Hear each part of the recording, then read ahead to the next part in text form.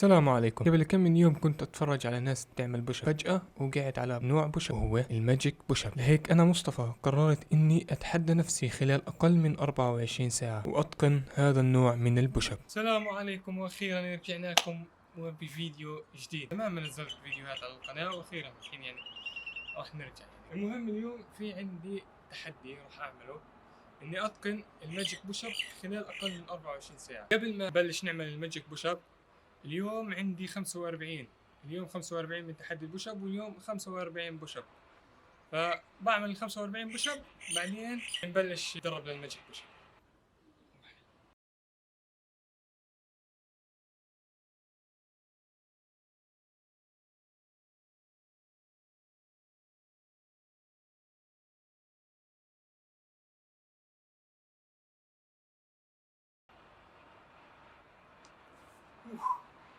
ليتس جو. انا مبدئيا تعبت يعني من ال 45، فاخش على الماجيك بوش اب. الحين راح اموت بزياده. الحين راح اشرح شوي عن الماجيك بوش اب، يعني عشان نعرف كيف انه التحدي بيطلع صح بيطلع خطا. لازم هذا البار يضله ثابت وهذا يضله فوق. اذا لمس البار الثاني تحت الماجيك بوش اب غلط بتصير. وبقدر اعملها نفس الشيء من هون، وهي الاحسن انه هيك. لازم هذا يضل هيك ثابت وهذا ممنوع يلمس الارض. اذا هذا لمس الارض فيعني انا خطيت. اثنين، رجل بتكون زي هيك ورجل بتكون شوي قريبه، ولكن ماخذه على الجهه هاي زي هيك، والنزول راح يكون زي هيك. طبعا البار بس طبعا البار لازم ما يكونش لمس الارض. انا راح اندم اني تحديت حالي اقل من 24 ساعه. المشكله هالحين الساعه 2 ولازم اكون مخلص تقريبا على 10، يعني معي 8 ساعات. انا مش عارف يعني في 8 ساعات راح اتقنها ولا لا. والصراحه انا جربت مرتين ثلاثه قبل يومين تقريبا، جربتها هيك مرتين ثلاثه وقدرت اني اسويها يعني. بس مش اتقان، يعني انه شيء عادي بسيط، وحده وبعدين الثانيه بوقع، او بعمل الثانيه وبعدين الثالثه بوقع، ومش اتقان 100%.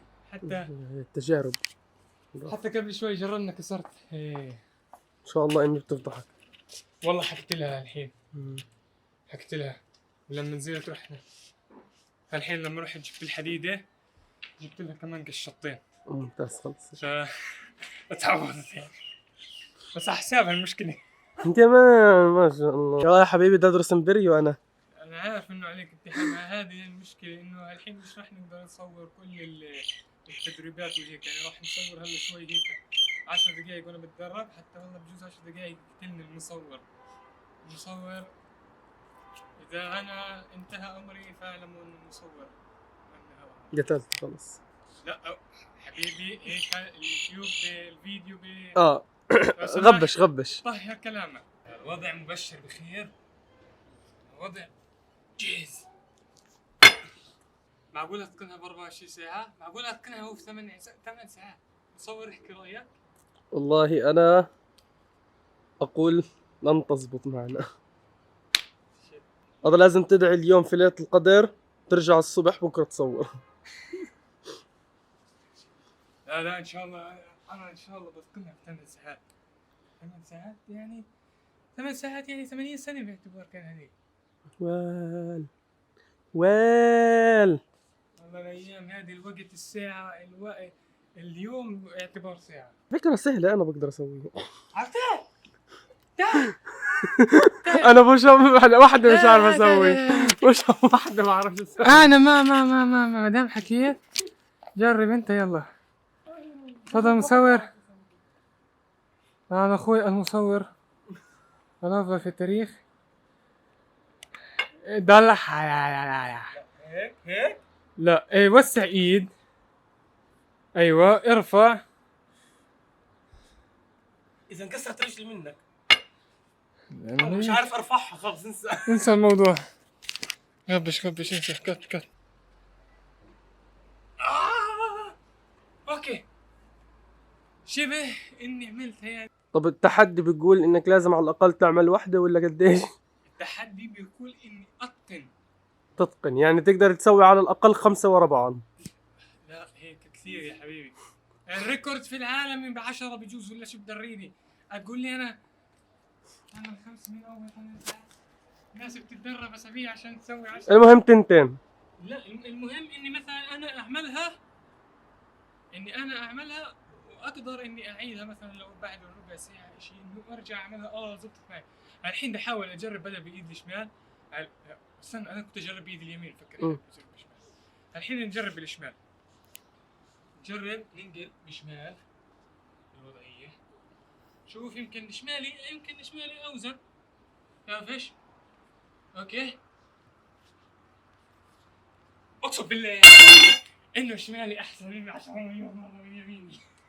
اوكي هاي المره سويناها لا بس ما نزلت ما نزلتش كويس بس شفت انت انه يعني اخذت معيار كويس. احس حالي راح اجيب الايد من الفيديو والله.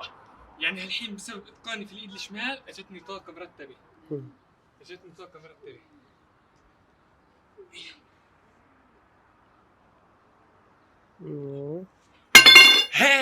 هادي نوع انا نزلت صح بس ما نزلتش كلك يا حبيبي.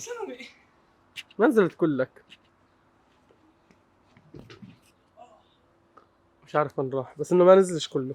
على فكرة هي بتعتمد على انك تعمل كل ضغط على يعني المشكلة على جزء.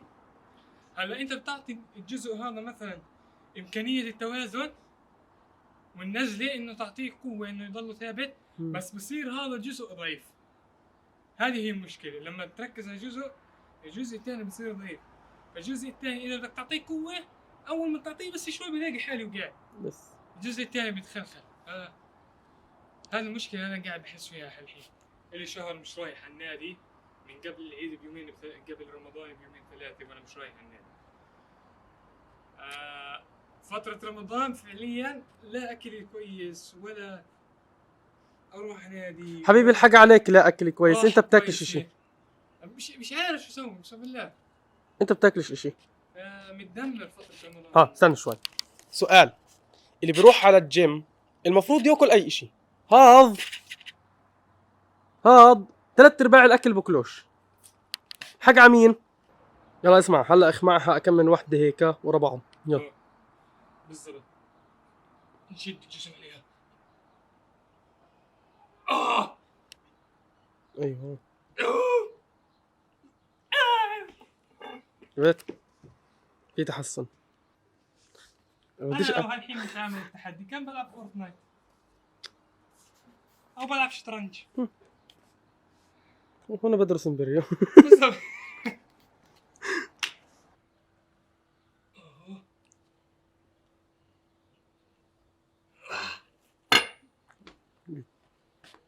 والله انها كويسه. منيح. والله انها كويسه. منيح. والله انها كويسه. والله انها كويسه. كمان واحدة هيك على السريع. كمان واحدة؟ يلا.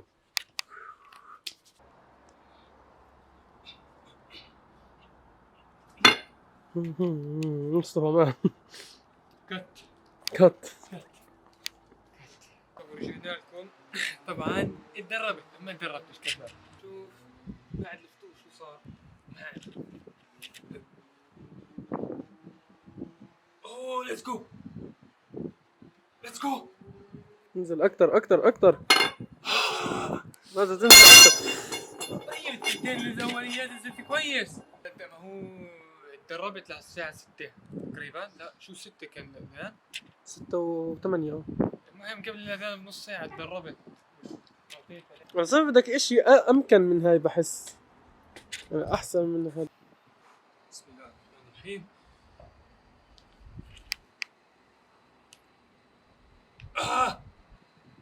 ايوه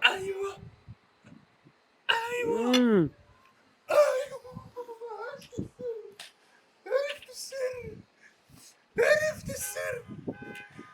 السر. شريان راسك مبين. عرفت السر. يلا. السر يا جماعة الخير في الرجل هاي. في الرجل اللي بتكون مايلة. الرجل المايلة ولازم ما تنزل زي هيك. يعني تنزل هيك عادي مستقيم. ما تاخذ يعني مش انه مستقيم لا. فرجينا. خذ. السر بي براكتيكال نوت ثيوريتيكال. يلا هيك هذه هيك انت تمام. حلو بدك تنزل خذ هاي بعيد بس ما تطعج حالك هيك وتنزل هيك. مم. لا انزل هيك ايوه عادي، خد ايدك على ايدك هيك وانزل هيك وبتطلع. نايس. لا عرفت السير. ها قبل كانت احسن والله، بس يعني منيح. اللي قبل على فكره نزلت على نزل على صدرك على الحديدة، الحديده، بس هلا لا. مرتين. اه الثالثة اللي ما نزلتش 100%. ومصطفى تقريبا يعني يتقن الموضوع حاليا. لازم يكون في متتاليات عشان تزبط. معلومة، هذا الكتفان لازم بلا. ما تحاول تعطي تركيز 100%، مم. لأنه احتمال تؤدي لك إصابة. مش إنه ما تحاولش تعطي تركيز 100%، لا، بدك تكون مركز عليه كويس إنه ما تخطأ في حركة، لأنه هذا الكتف راح يحمل كثير، مم. راح تيجي إصابة. لأنه أنا لما بنزل على الكتف هذا هيك، حاول ننزل هيك، فبعتمد أنا أكثر شيء على هيك. ما مش كوتش يعني، بس إنه ركز كويس يعني. بي كير. خذ. والله هات نشوف، بما انه هو مصطفى قاعد بيعمل لكم تحديات بوش اب، هات شوف كمل بوش اب. انا ما اقدر اسوي. اوه شيت. تعرفوا انه ما عمريش سويت بوش اب وحده زي العالم الناس. كيف هيك؟ ايوه هاي واحدة، اثنين، ثلاثة، أربعة، خمسة. بس ما تخلي الجهة الخلفية تضلها نازل، اطلع مع الظهر والكتاف. ايوه اي 6 7 ولا اكثر بجوز 8. ممتاز تقريبا 10 ورا بعض ولا هيك، مش عارف. ممتاز. لا اول مره بحياتي بسوي يعني. زبطت. ايه كبست الشاشة، كبست صرش. اي ايدي.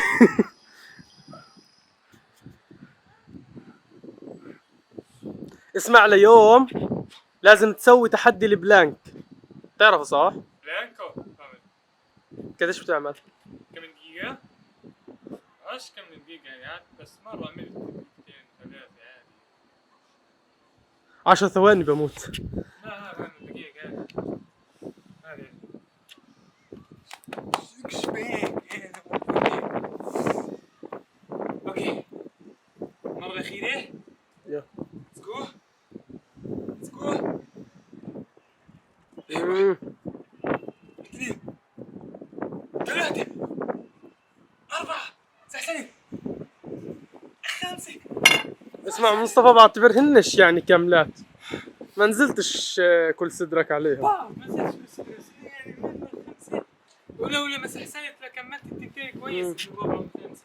وهذه كمان راحت على الجنب. ما هي انا بقول لك سحسنة. اوكي انا ايدي اليمين صارت توجعني. انا ما وصلت مرحلة زي فشل العضلة.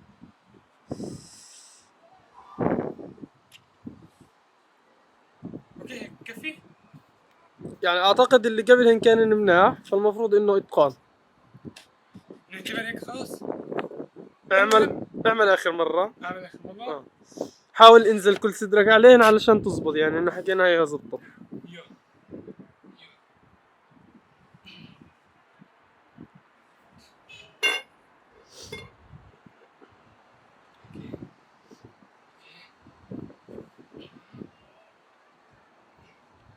سحلت.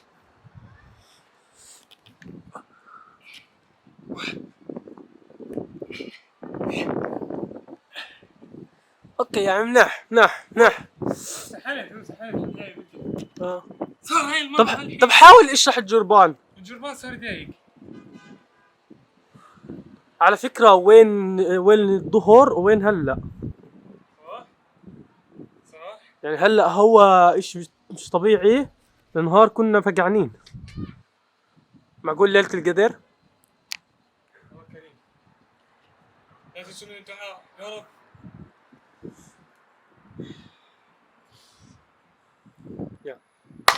طبعا انا قاعد على الارض عشان افرجيكم كيف راح ينزل على صدره هلا. اللهم اعز الاسلام والمسلمين. امين.